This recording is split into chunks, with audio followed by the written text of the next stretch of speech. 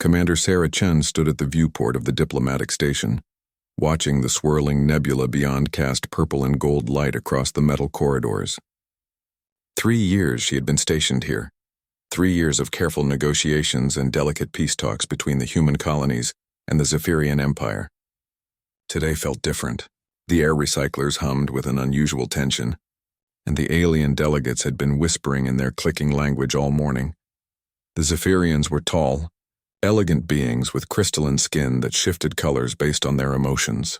Right now, Ambassador Kethvar's skin showed deep red streaks indicating anger or displeasure. His 3 companions flanked him as they approached Sarah's station in the main diplomatic hall.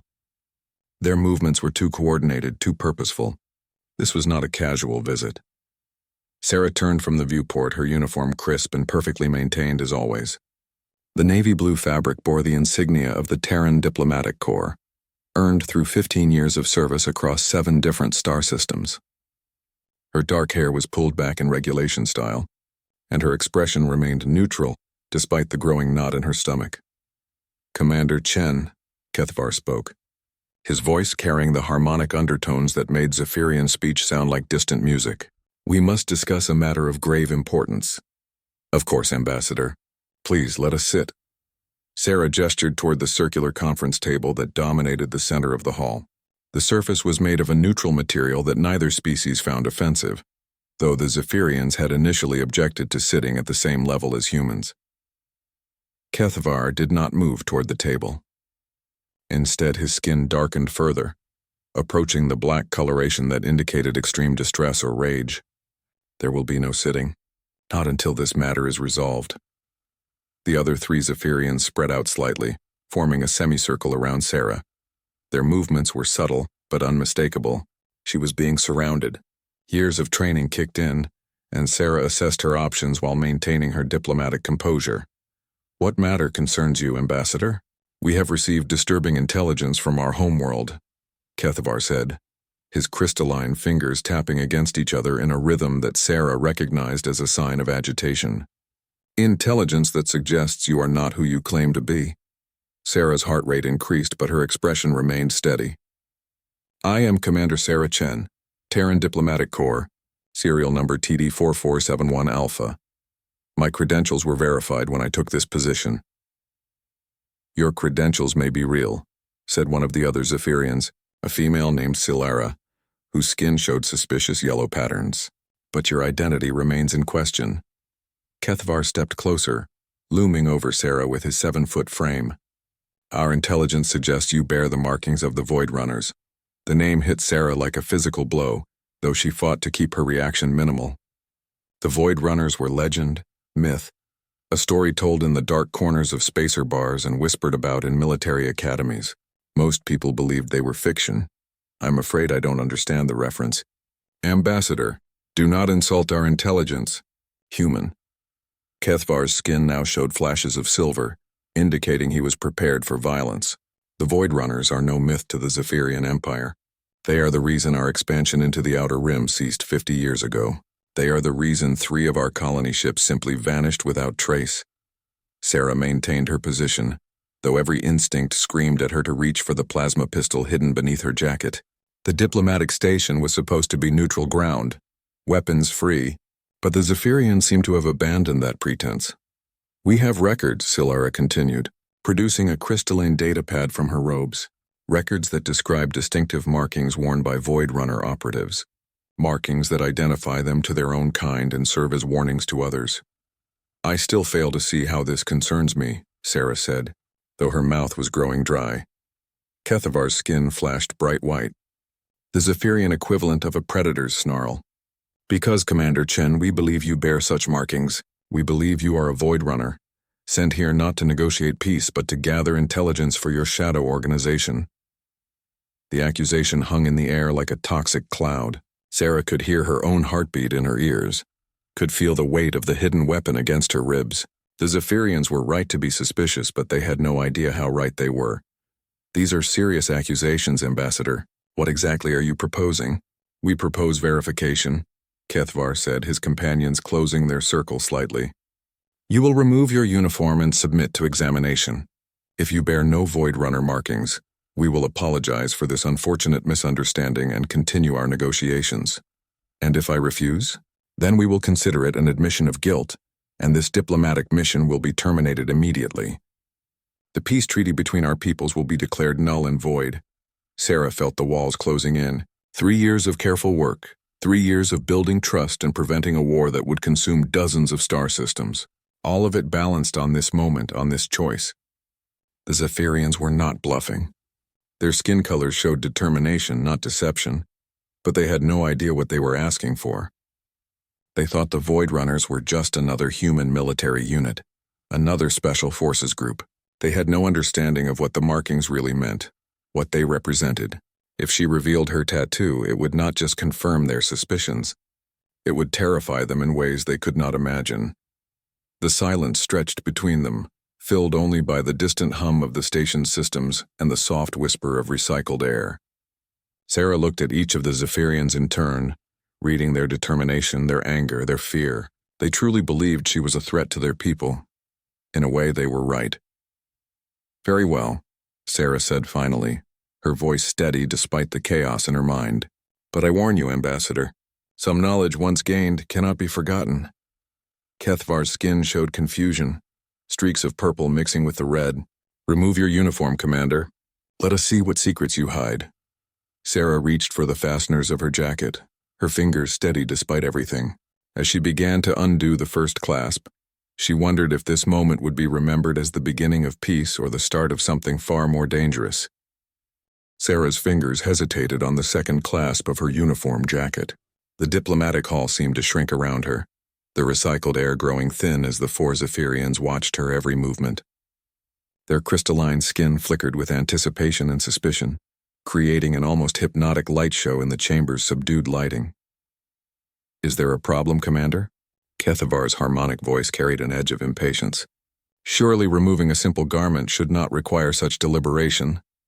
Sarah met his gaze directly, her training keeping her expression neutral even as her mind raced through possibilities. She could fight her way out, but that would mean killing 4 diplomatic ambassadors and starting the very war she had spent 3 years trying to prevent. She could call for security, but the Zephyrians controlled half the station's personnel, and any conflict would have the same result. "I am considering the implications of your request, Ambassador," she replied, buying herself precious seconds. "Once we cross this line, there may be no returning to our previous relationship." Silara stepped forward, her yellow skin patterns shifting to orange. "Our relationship was built on deception if our suspicions prove correct. Better to know the truth now than discover it when Zephyrian colonies burn."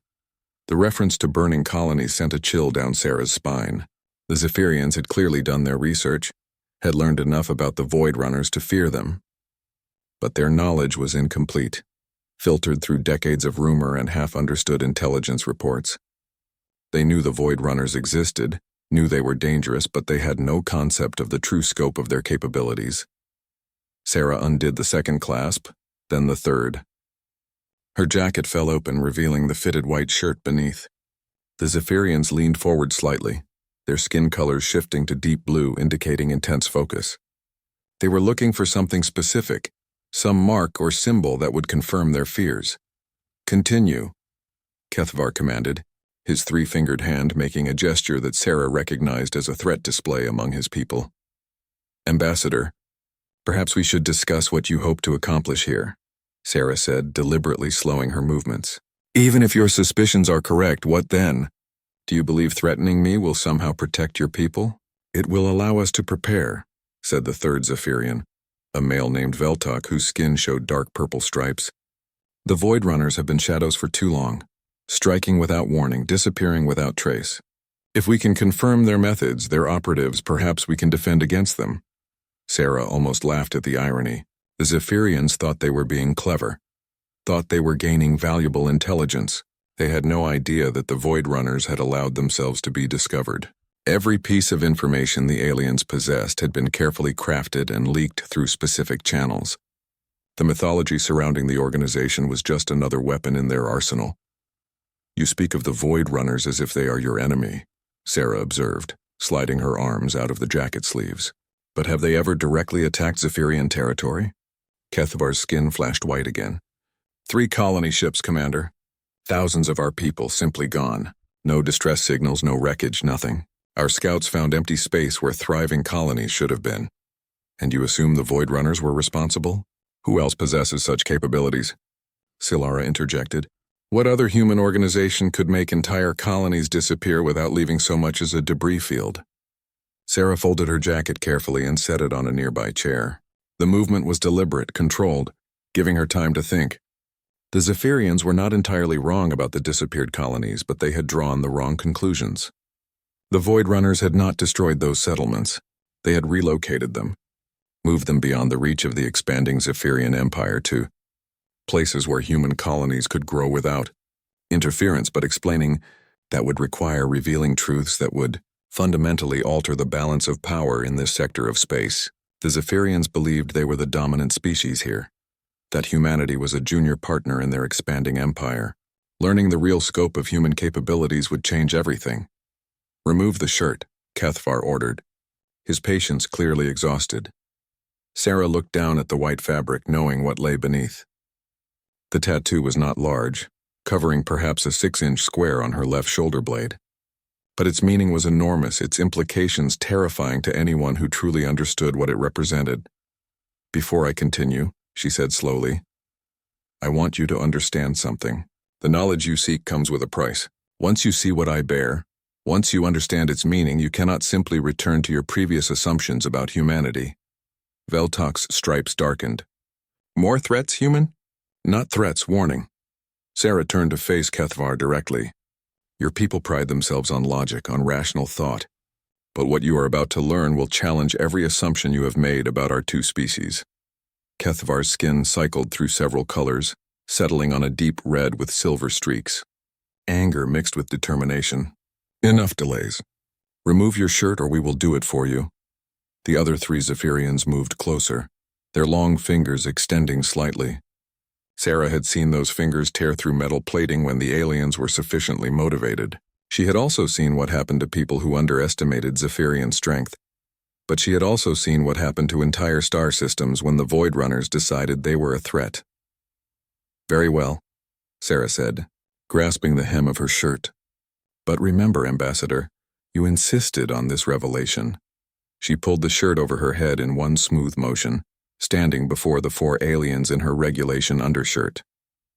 The Zephyrians' eyes immediately fixed on her shoulders, searching for the markings they expected to find. Turn around, Silara commanded. Sarah complied, rotating slowly to face away from them. She heard the sharp intake of breath, the harmonic discord that indicated shock among Zephyrians. They had found what they were looking for, but what they saw was not what they had expected. The tattoo on her shoulder blade was intricate, composed of lines and symbols that seemed to shift and move in the chamber's lighting. At first glance, it appeared to be simply geometric patterns, abstract art that might have been chosen for aesthetic reasons. But as the Zephyrians studied it more closely, recognition began to dawn. The symbols were not random. They were coordinates, star charts, mathematical formulas that described faster-than-light travel routes through regions of space that should have been impassable. They were engineering specifications for technologies that should not have existed. They were proof of human capabilities that defied everything the Zephyrians thought they knew about their neighbors. Impossible, Kethvar whispered, his skin cycling rapidly through colors that Sarah had never seen before. These coordinates, they describe paths through the void itself. Sarah turned back to face them, her expression carefully neutral. Now you begin to understand. The 4 Zephyrians stood frozen, their minds struggling to process what they had witnessed. The tattoo was not just a mark of membership in the Void Runners. It was a living database, a repository of knowledge that represented decades of exploration into regions of space that other species considered unreachable. The silence stretched on, filled with the weight of revelation and the growing understanding that everything was about to change. The diplomatic hall fell into absolute silence, not the uncomfortable quiet of a tense negotiation, but the profound stillness that follows a revelation so overwhelming that minds simply stop processing. The 4 Zephyrians stood motionless, their crystalline skin cycling through colors that had no names in their language, emotions that their species had no experience expressing. Sarah watched them carefully, reading the progression of their thoughts in the shifting patterns of their skin. First came disbelief, shown in rapid flashes of white and silver. Then recognition, as the mathematical formulas embedded in her tattoo became clear to their advanced minds. Finally, terror, spreading across their features like dark storm clouds. Kethvar was the first to find his voice, though it came out as barely a whisper. The Helix Nebula route. You have mapped a path through the Helix Nebula. Sarah nodded slowly. Among other things, the Helix Nebula was considered impassable by every known species. Its gravitational anomalies and radiation storms had claimed dozens of ships over the centuries.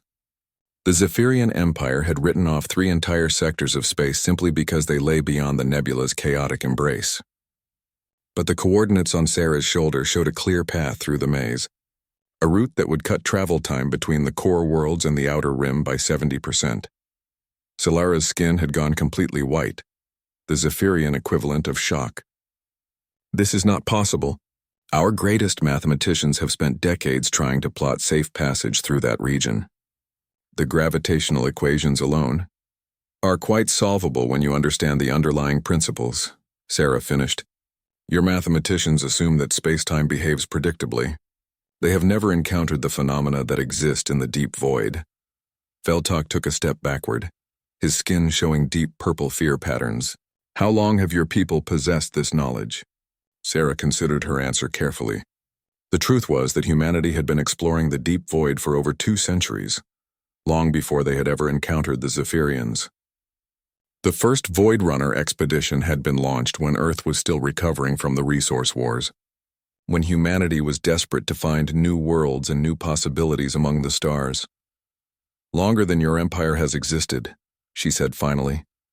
The statement hit the Zephyrians like a physical blow. Their entire understanding of galactic history was built on the assumption that they were the first species to achieve reliable, faster-than-light travel, the first to establish interstellar trade routes, the first to create a true galactic civilization. Learning that humanity had been quietly operating in regions they considered unreachable was devastating to their worldview. Kethvar's skin showed a cascade of emotions, cycling through anger, fear, and something that might have been awe. Your species has been hiding this capability from us. Not hiding, Sarah corrected. Simply not advertising it. There is a difference. A difference that could have changed the course of our expansion, Solara said, her voice carrying harmonics of accusation. Do you know how many resources we have wasted trying to develop technologies you have possessed for centuries? Sarah felt a flicker of sympathy for the aliens. The Zephyrian Empire had spent enormous amounts of time and energy trying to solve problems that humanity had already overcome. They had developed elaborate detour routes around dangerous regions of space, built massive generation ships to carry colonists on journeys that could have been completed in a fraction of the time, and abandoned entire sectors of the galaxy because they believed them unreachable. Knowledge shared too early can be more dangerous than knowledge withheld, Sarah said. Your people were not ready for these revelations when we first encountered you. And now? Kethvar demanded. Are we ready now? Sarah studied the 4 aliens, seeing the fear and anger in their shifting skin patterns. They were intelligent beings, more advanced than humanity in many ways. Their crystalline biology gave them natural resistance to radiation and environmental hazards that would kill most carbon-based life forms. Their harmonic communication allowed for incredibly complex and nuanced information transfer, but they were also rigid in their thinking, bound by cultural assumptions that made it difficult for them to adapt to paradigm shifts. That remains to be seen, she said. The silence returned, heavier now with the weight of everything that had been revealed. The Zephyrians were processing the implications of what they had learned, and Sarah could see the calculations running behind their eyes. If humanity possessed the technology shown in her tattoo, then everything about the current political situation needed to be reevaluated. The 3 missing colony ships, for instance. If the Void Runners could navigate regions of space that the Zephyrians considered impassable, then they could reach those colonies easily. The fact that the ships had simply disappeared suggested not destruction, but relocation. Humanity had not attacked the colonies. They had moved them beyond Zephyrian reach. Where are our people? Veltok asked, his voice barely audible. Sarah had been expecting this question. It was the logical next step in their reasoning process. Safe, thriving, living on worlds where they can develop their own culture without interference. Without interference, Kethvar repeated, his skin showing flashes of understanding. You relocated them? We offered them a choice, Sarah clarified. Some chose to remain where they were, accepting the protection we could provide. Others chose to start fresh on worlds beyond your empire's reach. All were given the opportunity to decide their own fate. The revelation that their missing colonists were not dead but relocated hit the Zephyrians even harder than the technical knowledge. It implied a level of capability and reach that they had never imagined. If humanity could simply move entire colonies at will, if they could operate freely in regions of space that the Zephyrians considered unreachable, then the balance of power in the galaxy was not what anyone had believed. Silara's skin had settled into a steady pattern of deep blue and silver, indicating complex thought processes. Why reveal this now? Why not continue to hide your capabilities? Sarah pulled her shirt back on, the simple action somehow breaking the spell that had held the room frozen. Because the situation has changed. Your empire has grown large enough and aggressive enough that continued secrecy would eventually lead to conflict. Better to reveal the truth now while we can still work together. Work together, Kethvar said, the phrase sounding foreign in his harmonic voice. You speak as if we are equals, aren't you? Sarah asked, though they both knew the answer had fundamentally shifted in the last few minutes. The Zephyrians exchanged glances, their skin patterns synchronizing in a way that indicated rapid communication. They were discussing options, weighing possibilities, trying to determine how to proceed in light of everything they had learned. Finally, Kethvar spoke. What do you propose, Commander Chen? What happens now that we know the truth about humanity's capabilities? Sarah smiled, the expression calm and confident. Now we begin real negotiations, not between a senior species and a junior partner, but between two civilizations that each have something the other needs. The silence that followed was different from before. It was not the stunned quiet of shock, but the thoughtful pause of beings considering new possibilities. For the first time since the confrontation began, Sarah felt hope that they might emerge from this crisis stronger than before. Sarah settled back into her chair, watching as the four Zephyrians slowly began to process the magnitude of what they had discovered. Their skin patterns were stabilizing, moving from the chaotic flashes of shock toward the steady rhythms of deep contemplation. She knew this moment would be remembered as a turning point, not just for their negotiations, but for the entire relationship between their species. I believe you deserve to understand the full context, Sarah said, her voice taking on the tone of a teacher rather than a diplomat. The Void Runners are not what your intelligence report suggested. We are not a military organization in any conventional sense. Kethvar's skin showed cautious interest, blue patterns mixing with hints of yellow. Then what are you? We are explorers, Sarah began, settling into the story she had never been authorized to tell. The first Void Runner expedition launched from Earth in 2387, nearly 250 years ago. It was not a military mission or a colonial venture. It was pure exploration, driven by humanity's oldest and most powerful impulse. She gestured toward the viewport where the nebula continued its eternal dance of light and energy. Your people look at dangerous regions of space and see obstacles to be avoided. Humans see puzzles to be solved, challenges to be overcome. The first Void Runners were volunteers who wanted to see what lay beyond the boundaries of known space. Silara leaned forward, her scientific curiosity overriding her diplomatic caution. But the gravitational anomalies, the radiation storms, the temporal distortions, how did primitive human technology overcome such obstacles? Sarah smiled at the word primitive. It was a fair assessment from the Zephyrian perspective. Human technology in the late 24th century had been crude compared to what the Zephyrians possessed even now. But humanity had possessed something else, something that could not be replicated or bought or stolen. Desperation, she said simply. Earth was dying, Silara. The resource wars had poisoned the oceans, stripped the atmosphere, turned entire continents into radioactive wastelands. We needed new worlds, new resources, new hope. When survival is at stake, humans will attempt things that other species would consider insane. Veltok's skin showed confusion patterns. But surely your people explored safer regions first. Why venture into the void when there were habitable worlds in normal space? Because those worlds were already claimed, Sarah explained. The galaxy is older than humanity realized, and most of the easily accessible planets had been settled by species that achieved spaceflight millions of years before we did. We could have spent centuries fighting for scraps, or we could venture into regions that others feared to explore. The truth was more complex than that simplified explanation, but Sarah was not ready to reveal everything. The real reason humans had turned to void exploration was that they had encountered the architects, a species so ancient and powerful that they had rendered most of known space effectively off-limits to younger civilizations. Rather than submit to architect oversight, humanity had chosen exile, venturing into the dangerous regions that even the architects avoided. The first expedition lost 12 ships out of 15, Sarah continued. The crews that survived came back with stories that seemed impossible. They described pockets of space where time moved differently, where the laws of physics operated according to different principles. They brought back samples of matter that should not have been able to exist. Kethvar's skin showed deep fascination, red and blue patterns intertwining. And your people continued to explore despite such losses? Because of such losses, Sarah corrected. Each failed expedition taught us something new. Each ship that didn't return gave us data about what to avoid, what approaches didn't work. Gradually, we learned to navigate the void.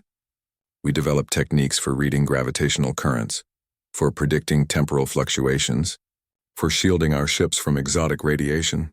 She touched her shoulder, feeling the weight of the tattoo beneath her shirt. This marking represents 5 generations of accumulated knowledge. Every symbol, every coordinate, every formula was paid for in human lives. It is not just a map. It is a memorial to the thousands who died so that humanity could find a place among the stars. The Zephyrians were silent for several minutes, their skin patterns cycling through emotions Sarah could barely interpret. Finally, Silara spoke. And the colonies we cannot locate? Refugees, Sarah said. As your empire expanded, you encountered human settlements that had been established using void routes. Your colonial policies were aggressive. Humans who had spent generations building new worlds were suddenly faced with absorption into an alien empire or violent resistance. Kethavar's skin flashed with defensive anger. We offered citizenship, protection, technological advancement. Most species welcome integration into the Zephyrian Empire. Most species do not value independence as highly as humans do, Sarah replied. You offered to protect us from dangers we had already overcome. You offered technology to replace innovations we had developed ourselves. You offered citizenship in an empire we had never asked to join. The words hung in the air, carrying decades of suppressed frustration. Sarah had spent 3 years being diplomatic, careful, tactful. But the truth was that the Zephyrian Empire's expansion had been devastating to human colonies, not through malice, but through arrogance. They had assumed that their way of life was superior, that their technology was more advanced, that their protection was necessary. So you relocated them, Veltok said. Used your void routes to move entire populations beyond our reach. We offered them choices, Sarah clarified. Some colonies chose to remain and work within your system. Others chose to relocate to worlds where they could maintain their independence. A few chose to disappear entirely, establishing settlements in regions of space that no conventional technology can reach. The implications were staggering. If humanity could move populations at will through regions that the Zephyrians considered impassable, then their entire understanding of galactic geography was wrong. There could be human settlements throughout the galaxy, hidden in void pockets and impossible spaces, completely outside Zephyrian knowledge or control. How many? Kethvar asked quietly. How many human worlds exist beyond our knowledge? Sarah met his gaze directly. More than you have stars in your empire, Ambassador. The void is vast, and humanity has been exploring it for 2.5 centuries. We have found places where entire solar systems exist in folded space, where planets orbit stars that should have died billions of years ago, where the very concept of distance becomes meaningless. The number was not an exaggeration. The void contained regions where space-time behaved according to principles that conventional physics could not explain. Humanity had learned to navigate these regions, to establish colonies in impossible places, to build a civilization that existed parallel to but separate from the normal galaxy. And now? Silara asked. What is humanity's intention toward our empire? Sarah leaned back in her chair, considering her words carefully. The next few sentences would determine whether this conversation led to a new era of cooperation or to a war that could span centuries. That depends, she said finally, on whether your empire can learn to coexist with a species that refuses to be controlled. The four Zephyrians stood in their semicircle, their crystalline skin shifting through patterns that Sarah had never witnessed before. She watched as their individual responses began to synchronize, their natural telepathic abilities allowing them to share thoughts and emotions in ways that purely verbal species could never achieve. The process was beautiful and terrifying, like watching a storm system form in real time. Kethvar was the first to break from the group communication, his skin settling into a deep purple that indicated profound contemplation. Commander Chen, you have fundamentally altered our understanding of galactic civilization. If your claims are accurate, then the Zephyrian Empire is not the dominant force we believed ourselves to be. Dominance is a relative concept, Sarah replied carefully. Your empire controls more conventional space than any other known civilization. Your technology surpasses most species by centuries. Your cultural achievements are remarkable, but you have built your power on the assumption that space has limits, that certain regions are permanently inaccessible. Silara's skin showed rapid calculations, mathematical formulas playing across her surface in living light. If humanity can access resources from void regions, if you can establish colonies in folded space, then your effective territory could be infinite. Traditional concepts of borders become meaningless. Now you begin to understand why the first Void Runners chose exile over submission, Sarah said. When you can find new worlds in impossible places, the threat of being conquered loses much of its power. Veltok's stripes darkened with concern. But this also means that humanity could be a threat to any established civilization.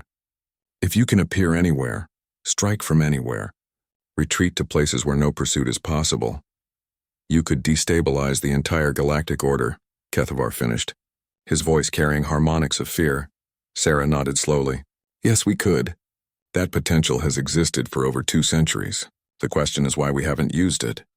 The Zephyrians exchanged glances, their skin patterns flickering with rapid communication. Sarah could see them working through the implications, understanding that humanity's restraint up to this point suggested motivations that went beyond simple territorial expansion or resource acquisition. Why haven't you? Silara asked. If you possess such overwhelming advantages, why allow other species to believe they hold power over you? Sarah stood and walked to the viewport, looking out at the swirling nebula that her people had learned to navigate centuries ago. Because destroying other civilizations would make us monsters. Because true power is not the ability to crush your enemies, but the wisdom to know when not to. She turned back to face the aliens. The first lesson humanity learned in the void is that the universe is far stranger and more dangerous than any single species can comprehend. We found things out there, Kethvar. Ancient ruins, impossible technologies, warnings left by civilizations that vanished before Earth's sun was born. We learned that survival depends not on dominance but on adaptation. The fourth Zephyrian, who had remained silent throughout most of the conversation, finally spoke. His name was Carthan, and his skin showed the silver patterns of a deep philosopher. You speak of warnings. What did you find in the void that concerns you more than galactic politics? Sarah hesitated. This was approaching information that was classified at levels beyond diplomatic clearance. But the Zephyrians had already learned enough to fundamentally alter the balance of power in the galaxy. Perhaps it was time for them to understand the broader context. We found evidence of the harvest, she said quietly. The word sent a ripple of color across all 4 Zephyrians. Every civilized species in the galaxy had myths about the harvest, ancient stories of a time when advanced civilizations simply disappeared, leaving behind only empty worlds and cryptic warnings. Most species treated these as legends, cautionary tales meant to encourage humility and cooperation. The harvest is myth, Kethvar said, but his skin pattern showed uncertainty. The harvest is history, Sarah corrected, and it is cyclical. Every 50 million years something moves through the galaxy, evaluating the civilizations it finds. Those that meet certain criteria are allowed to continue.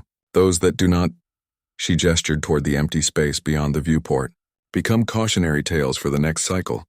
Carthan's silver patterns intensified, And you believe the next harvest approaches?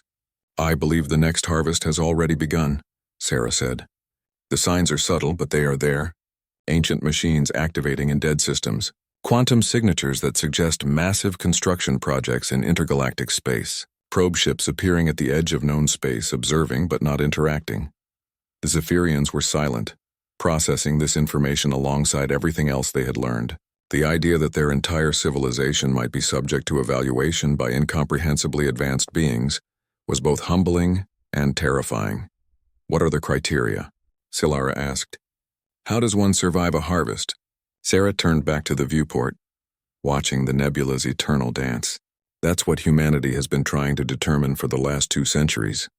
The evidence suggests that civilizations are judged on their potential for growth, their ability to adapt to challenges, their willingness to cooperate with other species rather than dominate them.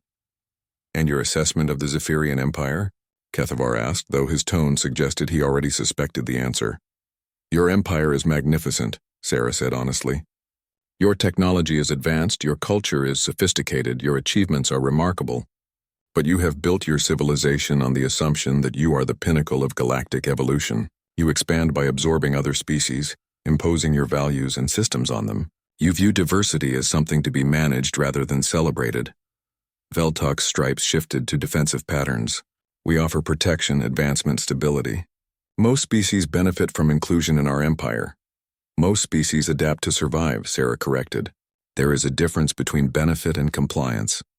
The harvest evaluators seem to favor civilizations that create genuine partnerships between different species, that find strength in diversity rather than unity in conformity. The implications were staggering. If Sarah was correct, then the Zephyrian Empire's entire approach to galactic civilization was fundamentally flawed. Their success by conventional measures might actually be marking them for extinction by the standards of beings whose perspective spanned millions of years. Is that why humanity revealed itself now? Carr then asked. To warn us of this threat? Partly, Sarah admitted, but also because we need allies, not subjects. The coming harvest will evaluate not just individual civilizations, but the galactic community as a whole. If we are to survive, we must learn to work together as equals, combining our different strengths and perspectives. Kethavar's skin cycled through complex patterns before settling on deep blue mixed with silver. You are asking us to abandon the principles that built our empire. I am asking you to evolve beyond them, Sarah replied. Your empire's achievements prove that your species is capable of greatness. The question is whether you are capable of the kind of growth that will ensure your survival in the universe as it really exists. The silence that followed was pregnant with possibility. Sarah could see the Zephyrians struggling with concepts that challenged everything they believed about their place in the galaxy. But she could also see understanding beginning to dawn, the recognition that their conversation had implications far beyond simple diplomatic relations.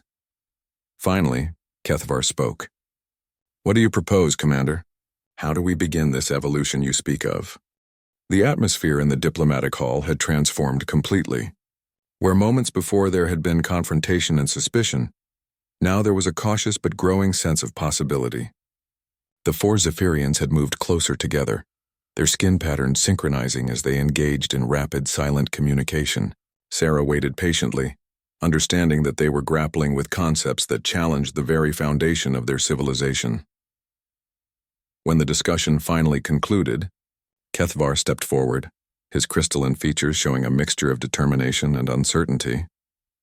Commander Chen, if we accept your premise about the harvest, about the need for genuine cooperation between species, then everything must change. Not just our relationship with humanity, but our entire approach to galactic civilization. That is correct, Sarah confirmed, but change does not mean abandonment of your achievements. The Zephyrian Empire has developed remarkable technologies, created stable trade networks, established cultural exchanges that have enriched countless worlds. These are strengths that should be preserved and expanded, not replaced. Silara's scientific mind was already working through the implications. If humanity can provide access to void regions, and we can offer our mastery of conventional space, the combination could create opportunities that neither of our species could achieve alone. More than opportunities, Sarah said. Survival strategies. The evidence from previous harvests suggests that civilizations which demonstrate genuine interspecies cooperation are more likely to be preserved. But the cooperation must be real, not just political convenience. Veltok's stripes showed thoughtful patterns. What would real cooperation look like? How do we move beyond the traditional empire model? Sarah had been preparing for this question throughout her 3 years of diplomatic service. Joint exploration missions into void regions, shared research into technologies that neither species could develop alone, cultural exchange programs that preserve distinct identities while building genuine understanding. Most importantly, decision-making processes that treat all species as equal partners rather than senior and junior members. The concept was radical by Zephyrian standards. Their entire governmental structure was built on hierarchical relationships, with the Zephyrian homeworlds at the top and conquered or absorbed species arranged below them according to their perceived value and advancement. The idea of treating humans as true equals would require fundamental changes to their constitution. Carr then, whose silver patterns indicated deep philosophical consideration, spoke slowly. There is ancient wisdom in our texts about the value of diversity, but we have interpreted it as variety within unity. You suggest variety within partnership, which is more challenging but potentially more rewarding. Exactly, Sarah said. The difference between a symphony and a chorus. In a chorus, everyone sings the same song. In a symphony, different instruments play different parts, creating harmony through coordination rather than uniformity. Kethvar's skin showed appreciation for the metaphor. But such coordination requires trust, and trust requires vulnerability. If we accept humans as equal partners, we must also accept that you could use your void capabilities against us. Just as we must accept that your conventional forces could overwhelm any human colonies that choose to remain in normal space, Sarah pointed out. Mutual vulnerability is the foundation of genuine partnership. Without it, cooperation is just a temporary convenience. The Zephyrians exchanged another series of rapid communications, their skin patterns creating complex light displays as they shared thoughts and concerns. Sarah could see them weighing the risks and benefits, considering how to present such radical changes to their home government, struggling with the magnitude of what they were contemplating. There would need to be proof, Silara said finally. Our government would require demonstration that this partnership offers genuine advantages, not just philosophical satisfaction. Sarah nodded. I am authorized to offer certain limited access to void navigation techniques. Nothing that would compromise human security, but enough to demonstrate the potential benefits of cooperation. She reached into her jacket and withdrew a small crystalline device that pulsed with internal light. This contains navigation data for 3 void routes that connect to regions near your core worlds. The routes pass through areas that your current technology considers impassable, but they could reduce travel time to your outer colonies by 60%. Kethvar stared at the device as if it contained the secrets of the universe, which in many ways it did. You would share such valuable information as a gesture of good faith?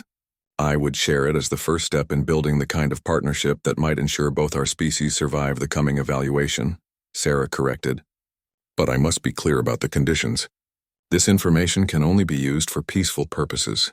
Any attempt to weaponize void navigation will result in immediate termination of all cooperation. Veltok's patterns showed concern. How would you enforce such conditions?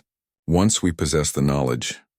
The routes in that device are real but incomplete, Sarah explained. They will function safely for cargo ships and colonization vessels, but attempting to use them for military purposes will result in ships being lost in temporal loops. Consider it a built-in safety feature. The admission that humanity could embed such sophisticated safeguards in shared technology drove home the point about their advanced capabilities more effectively than any demonstration could have.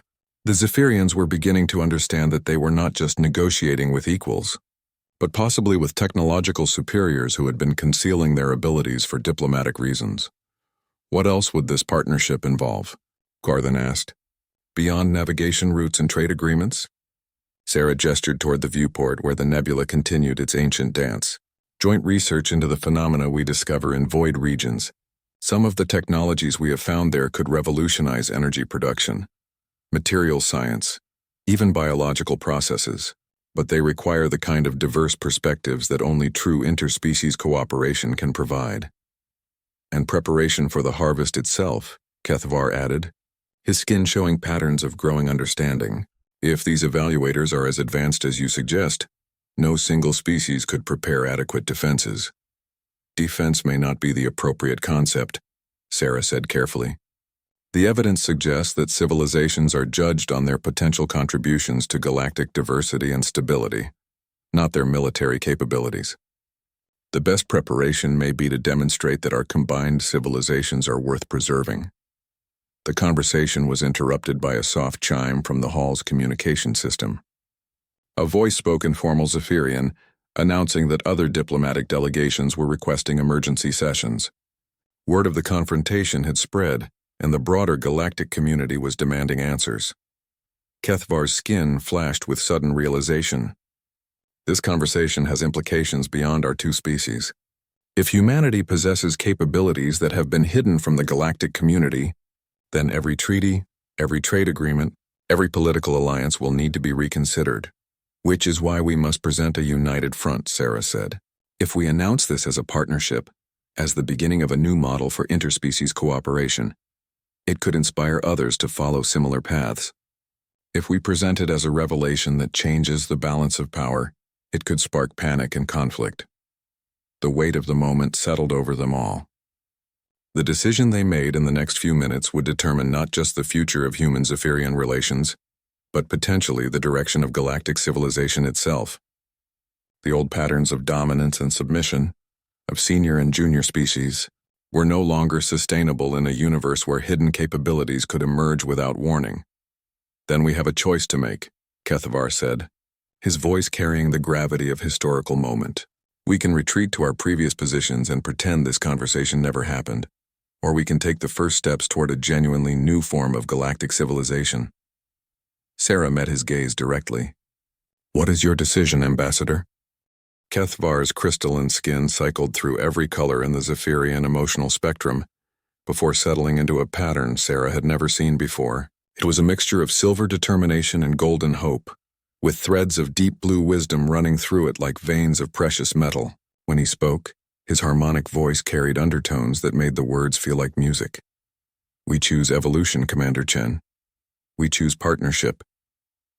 The simple statement transformed the diplomatic hall. The other three Zephyrians moved closer, their skin patterns synchronizing with their ambassadors, creating a display of unified purpose that was breathtakingly beautiful. Sarah felt a weight lift from her shoulders that she had been carrying for 3 years, the constant tension of maintaining diplomatic fiction while knowing the truth about humanity's capabilities. Then we begin today, Sarah said, extending her hand in the human gesture of agreement. Kethvar studied the outstretched appendage for a moment before reaching out with his 3-fingered hand to grasp hers. The contact sent a slight harmonic vibration through both their bodies, a physical reminder that they were literally reaching across the gap between species. There will be challenges, Silara observed, her scientific mind already working through the practical implications. Our respective governments will resist changes to established systems. There will be those on both sides who prefer the certainty of known hierarchies to the uncertainty of genuine partnership. Then we must prove that the benefits outweigh the risks, Sarah replied. The navigation data I have shared is just the beginning. Within 6 months, your cargo ships will be reaching outer colonies in half the time they require now. Trade routes that were barely profitable will become major economic arteries. Your people will see tangible benefits from cooperation. Veltok's stripes showed calculating patterns. And when our government asks how we obtained such advantages, you tell them the truth, Sarah said. That humanity offered these gifts as the foundation of a new kind of alliance, one based on mutual benefit rather than dominance and submission. You tell them that we are proposing to share technologies and capabilities that could transform Zephyrian civilization, but only within a framework of genuine partnership. Carr then stepped forward, his silver patterns pulsing with deep thought. There is wisdom in the ancient texts about the strength found in diversity. Perhaps our ancestors understood concepts that we have forgotten in our pursuit of unity through expansion. All civilizations face this choice eventually, Sarah said, the decision between growth through conquest and growth through cooperation. Most choose conquest because it seems more certain, more controllable, but the evidence from void exploration suggests that lasting civilizations are built on partnership, The communication system chimed again, more insistently this time. Voices in multiple languages could be heard in the background. Representatives from a dozen different species demanding answers about the emergency session. The broader galactic community was growing restless, sensing that something fundamental had changed in the balance of power. Kethvar's skin showed resolve mixed with anticipation. Then we must address the Galactic Council together. Present our new partnership as an opportunity for all civilized species to reconsider their relationships with one another. Are you prepared for the consequences? Sarah asked. Once we announce this alliance, once the existence of void navigation becomes public knowledge, every assumption about galactic geography and political power will be challenged. Some species will see this as an opportunity, but others will see it as a threat. Then they will have a choice to make, Silara said, her patterns showing fierce determination. Adapt to the new reality or cling to obsolete concepts of dominance. The universe will not wait for civilizations that refuse to evolve. Sarah nodded, feeling a surge of respect for these beings who were willing to risk everything they had built for the chance to build something better. There is one more thing you should know before we face the Council. Humanity is not the only species with hidden capabilities. Over the centuries, we have encountered others who chose exile over submission, who developed technologies in isolation rather than compete for conventional resources. The revelation sent new patterns cascading across Zephyrian skin. How many others? Kethvar asked. Enough to matter, Sarah said. The galaxy is far more complex and diverse than any single civilization has imagined. Most species know only their immediate neighbors, their trade partners, their political rivals. But the void contains refugees from 100 different empires, survivors of conflicts that conventional history has forgotten, explorers who ventured into impossible places and discovered new ways of existing. And they would join this alliance? Feltok asked. If they believe it offers genuine partnership rather than a new form of domination, Sarah confirmed. Many of these species have capabilities that could benefit galactic civilization. But they remain hidden because they fear absorption or exploitation. Prove that cooperation is possible, and you may find allies you never imagined. The weight of possibility filled the diplomatic hall. What had begun as a confrontation about suspected deception had evolved into the foundation of a new galactic order. The old systems of empire and conquest of senior and junior species were giving way to something unprecedented in known history. The council session will be difficult, Kethvar warned. Many species have built their entire identities around their position in the current hierarchy. They will not welcome changes that threaten their status. Then we must show them that genuine partnership offers more status than dominance ever could, Sarah replied. A civilization that contributes to galactic diversity and stability has more value than one that simply controls territory or resources. As they prepared to face the broader galactic community, Sarah reflected on the irony of the situation. The Zephyrians had demanded she remove her uniform to prove she was not hiding anything. In doing so, they had uncovered secrets that would reshape galactic civilization. Sometimes the greatest revelations came not from the questions you planned to ask, but from the truths you accidentally discovered. The communication system chimed a final time, indicating that the full Galactic Council was ready to convene. Sarah and the 4 Zephyrians moved toward the main assembly hall, their alliance still new and fragile but filled with unprecedented potential. As they walked, Kethvar spoke quietly. When I demanded you remove your uniform, I expected to find evidence of deception. Instead, I discovered that deception and secrecy are not the same thing. No, Sarah agreed. Secrecy can be protection, preparation, or simply patience. The question is whether the revelation of truth leads to wisdom or warfare. They reached the assembly hall doors, beyond which waited representatives from dozens of species, all demanding explanations for the emergency session. Sarah paused at the threshold looking at her new partners, then at the crystalline device Kethvar held containing the first gift of their alliance. Are you ready to change the galaxy? She asked. Kethvar's skin showed patterns of courage and hope. We are ready to give it the chance to change itself. Together, they stepped through the doors into the assembly hall, carrying with them the seeds of a new era.